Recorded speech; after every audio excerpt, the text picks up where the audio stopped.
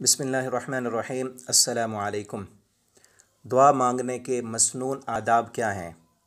بارگاہ الہی میں حاضری کے وقت سائل کے لیے ضروری ہے کہ وہ دربار الہی میں حاضری کے آداب کو ملحوظ خاطر رکھے اور مندرجہ ذیل آداب جو بیان کیے جا رہے ہیں ان کی پابندی کرتے ہوئے اپنی مناجات اور گزارشات کو اپنے مالک حقیقی کے سامنے پیش کرے۔ اگر ان آداب کو بجا لاتے ہوئے ہم دعائیں مانگیں گے تو انشاءاللہ اللہ رب العالمین ضرور ہماری دعاؤں کو قبول فرمائیں گے، کیونکہ اللہ کا وعدہ ہے کہ ادعونی استجب لکم۔ سب سے پہلا ادب اخلاص نیت ہے۔ دعا کے لیے سب سے اہم اور بنیادی کام اخلاص کا ہے۔ اللہ رب العالمین نے قرآن مجید کے اندر متعدد مقامات پر اخلاص کا حکم دیا ہے۔ چنانچہ ارشاد باری تعالیٰ ہے، قل امر ربی بالقسط وَأَقِيمُوا وُجُوهَكُمْ عِنْدَ كُلِّ مَسْجِدٍ وَادْعُوهُ مُخْلِصِينَ لَهُ الدِّينَ كَمَا بَدَأَكُمْ تَعُودُونَ۔ کہہ دیجئے کہ میرے رب نے انصاف کا حکم دیا ہے اور اپنے رخ کو ہر نماز کے وقت سیدھے رکھو، اس بات کا بھی حکم دیا ہے، اور یہ بھی حکم دیا ہے کہ خالص ہو کر اس سے دعا کی جائے، اس کو پکارا جائے، جس طرح اس نے تمہاری اول سے ابتدا کی، پیدا کیا، اسی طرح وہ تمہیں دوبارہ بھی پیدا کرنے پر قادر ہے۔ تو پہلی چیز اخلاص نیت ہے کہ انسان مخلص ہو کر اللہ رب العالمین سے دعائیں کرے۔ اسی طرح دوسرا ادب، دعا سے پہلے وضو کر لینا چاہیے۔ سیدنا ابو موسیٰ عشری رضی اللہ تعالیٰ عنہ سے روایت ہے کہ سیدنا ابو عامر رضی اللہ عنہ کی وفات کے بعد رسول اللہ صلی اللہ علیہ وسلم سے ان کے لیے دعائے مغفرت کی درخواست کی تو فدعا بماء فتوضا، آپ صلی اللہ علیہ وسلم نے پانی منگوایا، وضو کیا، پھر دونوں ہاتھوں کو اٹھا کر ان کے لیے دعا فرما دی۔ تو اسی طرح دعا کے لیے تیسرا ادب یہ ہے کہ قبلے کی طرف منہ کیا جائے۔ سیدنا عبداللہ بن مسعود رضی اللہ تعالیٰ عنہ سے روایت ہے کہ استقبل النبی صلی اللہ علیہ وسلم فدعا، آپ صلی اللہ علیہ وسلم نے قبلے کی طرف منہ کیا اور قریش کے لوگوں پر بد دعا فرمائی جنہوں نے آپ کو ایذا پہنچا کر جرم کیا تھا۔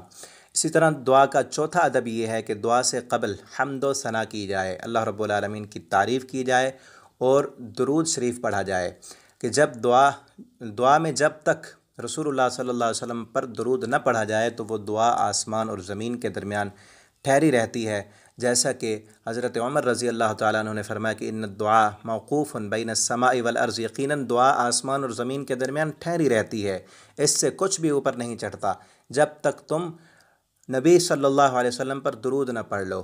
اسی طرح پانچواں ادب دعا کا یہ ہے کہ دعا سے قبل اپنے گناہوں کی توبہ اور ان پر اظہار ندامت کیا جائے کہ انسان کی دعا قبول ہونے میں بسا اوقات اس کے گناہ رکاوٹ بن جاتے ہیں، گناہوں کے سبب اس کی دعائیں قبول نہیں ہوتیں، تو اس لیے مناسب یہ ہے کہ اللہ رب العزت سے دعا مانگنے سے پہلے اپنے گناہوں کی توبہ کی جائے اور ان پر ندامت کا اظہار کیا جائے، جیسا کہ حضرت نوح علیہ السلام نے اپنی قوم سے کہا تھا کہ فَقُلْتُ اسْتَغْفِرُوا رَبَّكُمْ إِنَّهُ كَانَ غَفَّارًا يُرْسِلِ السَّمَاءَ عَلَيْكُمْ مِدْرَارًا وَيُمْدِدْكُمْ بِأَمْوَالٍ وَبَنِينَ وَيَجْعَلْ لَكُمْ جَنَّاتٍ وَيَجْعَلْ لَكُمْ أَنْهَارًا، کہ اپنے رب سے استغفار کرو، معافی مانگو، تو اس کے نتیجے میں اللہ رب العالمین کیا کریں گے کہ بلا شبہ تمہارے رب تمہارے گناہوں کو بھی معاف کر دیں گے اور تم پر آسمان سے خوب بارش برسائیں گے اور تمہیں خوب پے در پے مال بھی عطا کریں گے اور تمہیں باغات دیں گے اور نہریں نکال دیں گے اور تمہیں بیٹوں سے نواز دیں گے۔ اسی طرح چھٹا ادب دعا کا یہ ہے کہ پہلے اپنے لیے دعا کی جائے۔ دعا کرنے والے کے لیے یہ بھی مستحب ہے کہ اپنی حاجات اللہ کے سامنے پیش کرے، سب سے پہلے اپنے لیے سوال کرے، پھر اپنے والدین، اہل و عیال، عزیز و اقارب کے لیے، اساتذہ کے لیے، دوست و احباب کے لیے دعا کرے، اور پھر عام مسلمانوں کے لیے دعا کرے۔ یہ دعا کا ادب ہے۔ جس طرح جد الانبیاء سیدنا ابراہیم علیہ السلام کی دعا اللہ رب العالمین نے قرآن میں ذکر کی ہے کہ ربنا اغفر لی ولوالدی وللمؤمنین یوم یقوم الحساب، اے ہمارے رب قیامت کے دن مجھے، میرے والدین اور تمام اہل اسلام کی بخشش فرما۔ پہلے انہوں نے اپنے لیے دعا کی، پھر اپنے والدین کے لیے، پھر تمام مومنوں کے لیے کہ اللہ سب مومنوں کو معاف کر دے۔ اسی طرح نبی صلی اللہ علیہ وسلم نے بھی اس بات کی تعلیم دی، جس طرح سیدنا ابی بن کعب رضی اللہ عنہ سے روایت ہے کہ بے شک رسول اللہ صلی اللہ علیہ وسلم جب کسی کو یاد فرماتے تو پہلے اپنے لیے دعا کرتے۔ اور اسی طرح ساتواں ادب دعا کا یہ ہے کہ تکرار کے ساتھ دعا کی جائے، بار بار ایک چیز کا سوال کیا جائے۔ دعا میں ایک سوال کو کئی بار کئی جملوں میں دہرانا چاہیے، اس سے انسان میں عاجزی اور امید بڑھتی ہے۔ چنانچہ سیدنا عائشہ رضی اللہ عنہا سے روایت ہے کہ رسول اللہ صلی اللہ علیہ وسلم نے ارشاد فرمایا اذا سأل احدکم فلیکثر فانہ یسأل ربہ، کہ جب تم میں سے کوئی دعا کرے تو اللہ سے تکرار کے ساتھ سوال کرے، کیونکہ وہ اپنے رب سے مانگ رہا ہے۔ بار بار مانگے، اس میں شرم محسوس نہ کرے کہ میں نے ایک بار تو مانگ لیا پھر مانگتا رہوں، بار بار ایک چیز کا سوال کرے۔ جس طرح اپنے والدین سے بچے مانگتے ہیں نا، ایک چیز کو بار بار رٹ لگا کر مانگتے ہیں، اور پھر والدین کے دل میں بھی رحم آ جاتا ہے۔ اگر وہ چیز نہ بھی دینی ہو تو پھر بھی والدین دے دیتے ہیں۔ اگر والدین کی استطاعت میں نہ بھی ہو پھر بھی بچہ اگر ضد کر لے اور بار بار مانگے، تو والدین کو اگر قرض بھی اٹھانا پڑے تو قرض اٹھا کر بھی اپنے بچے کی فرمائش کو پوری کر دیتے ہیں۔ تو اللہ رب العالمین جو کہ والدین سے 99 گنا زیادہ محبت کرنے والے ہیں، جب ہم اپنے رب سے اس طرح گڑ گڑا کر اور بار بار اللہ سے مانگیں گے، اصرار کے ساتھ مانگیں گے، تو اللہ رب العالمین ضرور ہمیں عطا کر دیں گے۔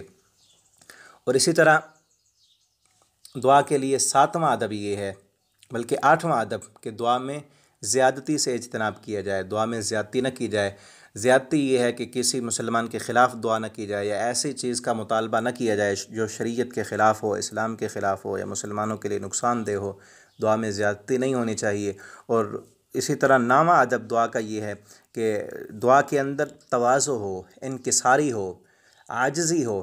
بعض لوگ دعا کرتے ہیں جیسے آرڈر دے رہے ہوں، کہ اللہ رب العالمین کو آرڈر دے رہے ہیں، اللہ ایسے کر دے ایسے کر دے۔ یہ آرڈر نہیں دینے، بلکہ فقیرانہ انداز میں ہو، منتیں کرنے والا انداز ہو، عاجزی کے ساتھ ہو۔ اللہ رب العالمین فرماتے ہیں ادعوا ربکم تضرعا وخفیہ، کہ اپنے رب کو گڑ گڑا کر اور چپکے سے پکارو۔ اور اسی طرح 10واں ادب دعا کا یہ ہے کہ دل بھی حاضر ہو۔ دعا کرتے وقت انسان کا دل بھی حاضر ہونا چاہیے اور دل سے دعا کرنی چاہیے۔ ایسا ہرگز نہیں ہونا چاہیے کہ زبان تو دعا کر رہی ہو اور دل کہیں اور بھٹک رہا ہو۔ اللہ تعالیٰ ایسی دعا کو قطعاً قبول نہیں فرماتے۔ رسول اللہ صلی اللہ علیہ وسلم کا ارشاد ہے کہ وَاعْلَمُوا أَنَّ اللَّهَ لَا يَسْتَجِيبُ الدُّعَاءَ مِنْ قَلْبٍ غَافِلٍ لَاهٍ، کہ اللہ رب العالمین ایسے غافل اور لاپرواہ دلوں کی دعا کو قبول نہیں فرماتے۔ 11واں ادب دعا کا یہ ہے کہ جلد بازی سے بالکل اجتناب کیا جائے۔ سیدنا ابو ہریرہ رضی اللہ تعالیٰ عنہ سے روایت ہے، نبی کریم صلی اللہ علیہ وسلم نے فرمایا کہ بندے کی دعا اس وقت تک قبول ہوتی ہے جب تک وہ گناہ یا قطع رحمی کی دعا نہ کرے اور جلدی نہ کرے۔ آپ صلی اللہ علیہ وسلم سے سوال کیا گیا کہ اللہ کے رسول، جلدی کرنے کا کیا مطلب ہے؟ تو آپ صلی اللہ علیہ وسلم نے ارشاد فرمایا کہ دعا کرنے والا یوں کہے کہ میں نے کئی مرتبہ دعا کی ہے لیکن مجھے قبولیت کے کوئی آثار دکھائی نہیں دیتے، پھر وہ اکتا جائے اور دعا کرنا چھوڑ دے۔ یہ دعا کی جلدی ہے۔ تو یاد رہے، دعا میں جلدی کرنے کا مطلب یہ نہیں ہے کہ انسان یہ دعا کرے کہ اے اللہ میری دعا جلدی قبول فرما، بلکہ جلد بازی اکتا کر دعا ترک کر دینے کا نام ہے۔ اسی لیے اگر انسان کی مراد پوری نہ ہو تو مسلسل اسے دعا کرتے رہنا چاہیے۔ یہ کہہ سکتا ہے کہ اللہ میری دعا کو جلد قبول کر لے، یہ کہنا چاہیے، یہ جلد بازی نہیں ہے۔ جلد بازی یہ ہے کہ انسان اکتا جائے کہ میں نے دعا تو کی تھی لیکن قبول نہیں ہوئی ہے، تو انسان کو یہ بات نہیں کہنی چاہیے اور اکتا کر دعا کرنا چھوڑ نہیں دینا چاہیے۔ انبیاء کی سیرت سے ہمیں یہ بات ملتی ہے کہ سیدنا زکریا علیہ السلام کئی سال تک دعا کرتے رہے، سیدنا ابراہیم علیہ السلام سالوں سال تک دعا کرتے رہے۔ تو ہمیں بھی ہر وقت بار بار اللہ تعالیٰ سے دعا کرنی چاہیے۔ اور اسی طرح 12واں ادب دعا کا یہ ہے کہ کامل یقین کے ساتھ انسان کو دعا کرنی چاہیے۔ اس انسان کو اس بات کا یقین ہو، کامل یقین ہو کہ وہ جس مالک سے دعا مانگ رہا ہے وہ ضرور اس کی دعا کو سنے گا اور ضرور اس کی دعا کو قبول کرے گا۔ یہ نہ ہو دل میں کہ دعا تو کر رہا ہوں، مل گیا تو ٹھیک ہے، نہیں ملے گا تو نہیں ملے گا تو پھر بھی ٹھیک ہوگا، یہ نہیں۔ دل میں یہ نہ ہو کہ اللہ سے تو دعا مانگ رہا ہوں اور فلاں بھائی سے بھی میں مدد مانگ لوں گا، فلاں کو بھی سفارشی بنا لوں گا، فلاں سے بھی اتنے پیسے ادھار میں لے لوں گا تو میرا کام ہو جائے گا، بلکہ یہ دل میں پختہ عزم ہو کہ جو میرا کام ہوگا ادھر سے ہی ہوگا، دعا سے ہی میری بگڑی بنے گی اور کہیں سے کچھ ہونے والا نہیں ہے۔ کامل یقین سے اللہ تعالیٰ سے جب ہم دعا مانگیں گے تو اللہ رب العالمین ضرور دعاؤں کو قبول کرنے والے ہیں۔ اللہ تعالیٰ کا ارشاد ہے ادعوا اللہ وانتم موقنون بالاجابہ۔ نبی کریم صلی اللہ علیہ وسلم نے فرمایا تم اللہ سے دعا مانگو اور اس قدر اس انداز میں دعا مانگو کہ تمہیں قبولیت کا پختہ یقین ہو، اور وَاعْلَمُوا أَنَّ اللَّهَ لَا يَسْتَجِيبُ الدُّعَاءَ، اور اس بات کو جان لو کہ اللہ تعالیٰ غافل دلوں کی دعاؤں کو کبھی قبول نہیں فرماتے۔ 13واں ادب دعا کا یہ ہے کہ دعا میں رونا چاہیے، آنسوؤں کو بہانا چاہیے۔ دوران دعا آنسو بہانا مسنون عمل ہے۔ چنانچہ عبداللہ بن عمر بن عاص رضی اللہ عنہ کی ایک طویل حدیث میں ہے کہ آپ صلی اللہ علیہ وسلم نے اپنے ہاتھوں کو بلند کیا، فرفع یدی وقال اللہم امتی اللہم امتی و بقا، آپ نے اپنے ہاتھوں کو اٹھایا ہوا تھا، دعا مانگ رہے تھے اور کہہ رہے تھے اللہ میری امت کو بخش دے، میری امت کو بخش دے، اور آپ رو رہے تھے۔ تو دعا میں رونا چاہیے، آنسو بہانے چاہیے۔ اگر رونا نہ بھی آئے، آنسو نہ بھی آئیں، تو رونے جیسی شکل اور انداز بنا لیں تو اللہ رب العالمین کو یہ بھی پسند ہے۔ اور اسی طرح 14واں ادب یہ ہے جامع کلمات کا انتخاب کیا جائے۔ دعا مانگنے میں انسان جامع کلمات کہے اور رسول اللہ صلی اللہ علیہ وسلم کی کہی ہوئی، آپ کی بتلائی ہوئی دعاؤں کو پڑھا جائے۔ سیدنا عائشہ رضی اللہ تعالیٰ عنہ سے روایت ہے کہ رسول اللہ صلی اللہ علیہ وسلم جامع دعاؤں کو پسند کیا کرتے تھے۔ اور اسی طرح 15واں ادب یہ ہے کہ دعا چھپ کر کرنی چاہیے اور آہستگی سے دعائیں کرنی چاہیے، جس طرح اللہ رب العالمین کا ارشاد ہے کہ ادعوا ربکم تضرعا وخفیہ، کہ اپنے رب کو گڑ گڑا کر اور چپکے سے پکارو، کیونکہ اللہ رب العالمین دل کے حالات کو جاننے والے ہیں۔ تو زور زور سے چیخ کر اونچی آواز میں پکارنے کی اور دعائیں کرنے کی ضرورت نہیں ہے، بلکہ چھپ کر اور آہستگی کے ساتھ دعا کرنی چاہیے۔ اور اسی طرح اگلا ادب یہ ہے کہ خوشحالی میں دعا کرنی چاہیے۔ سیدنا ابو ہریرہ رضی اللہ تعالیٰ عنہ سے روایت ہے، آپ صلی اللہ علیہ وسلم نے فرمایا جس بندے کو یہ خوشی ہو کہ تنگی کے حالات میں، غم اور تکلیف کے وقت اللہ تعالیٰ اس کی دعاؤں کو قبول کرے، تو اس کو چاہیے کہ خوشحالی اور آسودگی میں بھی وہ بکثرت دعائیں کرتا رہے، تو اس کی دعائیں تنگی میں اور تکلیف میں بھی ضرور قبول ہوں گی۔ اگلا ادب دعا کا یہ ہے کہ اپنے نیک اعمال کا وسیلہ بھی دینا چاہیے انسان کو۔ صحیح البخاری کی ایک طویل حدیث میں ہے کہ 3 آدمی غار میں پھنس گئے، تو پھر انہوں نے اپنے نیک اعمال کا وسیلہ اللہ کے سامنے رکھا تو ان کی دعا قبول کر لی گئی اور غار سے انہیں چھٹکارا مل گیا۔ تو انسان کو اپنی نیکیاں اللہ کے سامنے پیش کرنی چاہیے، اور اسی طرح اللہ تعالیٰ کے اسماء حسنہ کو بھی وسیلہ بنانا چاہیے کہ اللہ تو غفور ہے، تیری یہ صفت ہے معاف کرنا، تو مجھے معاف کر دے۔ اللہ تو رزاق ہے، مجھے رزق عطا فرما۔ تو وہاب ہے، مجھے ہبہ فرما۔ تو یہ اللہ تعالیٰ کو اسماء و صفات کا وسیلہ دے کر دعا کرنی چاہیے۔ اللہ تعالیٰ کا ارشاد ہے وَلِلَّهِ الْأَسْمَاءُ الْحُسْنَى فَادْعُوهُ بِهَا، اللہ تعالیٰ کے بہت زیادہ اچھے نام ہیں، تو اللہ تعالیٰ کو ان ناموں سے پکارنا چاہیے۔ اور یہ بات یاد رکھیں کہ یہ جتنے بھی آداب بیان ہوئے ہیں یہ ان دعاؤں کے لیے نہیں ہیں جو کسی وقت میں یا کسی جگہ میں دعا پڑھی جاتی ہے۔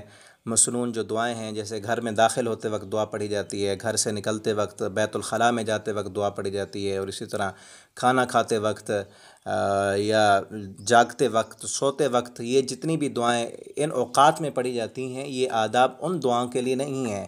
وہ دعائیں ویسے پڑھی جائیں گی، ان وقتوں میں پڑھی جائیں گی۔ یہ جو آداب بیان ہوئے ہیں یہ خاص دعا جو اپنی التجا، اپنی خواہشات اور اپنی آرزو اللہ سے مانگنی ہے، ان کے لیے یہ آداب بیان ہوئے ہیں۔ تو ان آداب کو بجائے ان آداب پر عمل کرتے ہوئے اگر ہم دعا مانگیں گے تو اللہ رب العالمین ضرور ہماری دعاؤں کو قبول فرمائیں گے۔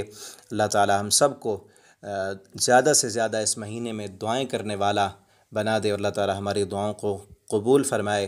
اسی طرح اگلے حصے میں ہم انشاءاللہ دعا کی قبولیت کے جو وقت ہیں، کن کن اوقات میں دعائیں قبول ہوتی ہیں، وہ بھی بیان کریں گے۔ اللہ تعالی ہم سب کو عمل کی توفیق دیں۔ آخر دعوانا الحمدللہ رب العالمین۔